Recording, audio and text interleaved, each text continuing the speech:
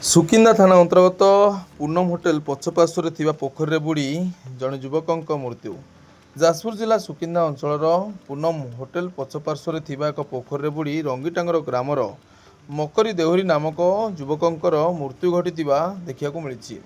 ସ୍ଥାନୀୟ ଲୋକେ ପୋଖରୀରେ ଜଣେ ଯୁବକ ବୁଡ଼ି ଯାଉଥିବା ଦେଖି ସାମ୍ବାଦିକ ଦୀପକ ସାହୁ ତୁରନ୍ତ ସୁକିନ୍ଦା ଅଗ୍ନିଶମ ବିଭାଗକୁ ଖବର ଦେଇଥିଲେ। ଖବର ପାଇ ଅଗ୍ନିଶମ ବାହିନୀର କର୍ମଚାରୀମାନେ ମଙ୍ଗଳବାର ପ୍ରାୟ ସକାଳ 10 ଘଟିକା ସମୟରେ ଘଟଣାସ୍ଥଳରେ ପହଞ୍ଚି ପୋଖରୀରେ ଗଭୀର ପାଣିରୁ ଯୁବକଙ୍କୁ ଉଦ୍ଧାର କରିଥିଲେ। ପରେ ତାଙ୍କୁ ତୁରନ୍ତ ସୁକିନ୍ଦା ଗୋଷ୍ଠୀ ସ୍ୱାସ୍ଥ୍ୟ କେନ୍ଦ୍ରକୁ ନିଆଯାଇଥିଲା।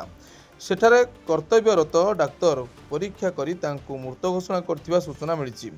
ଘଟଣାକୁ ନେଇ ଅଞ୍ଚଳରେ ଶୋକର ଛାୟା ଖେଳିଯାଇଛି। ପୋଲିସ ଘଟଣାର ତଦନ୍ତ ଆରମ୍ଭ କରିଥିବା ସୂଚନା ମିଳିଛି।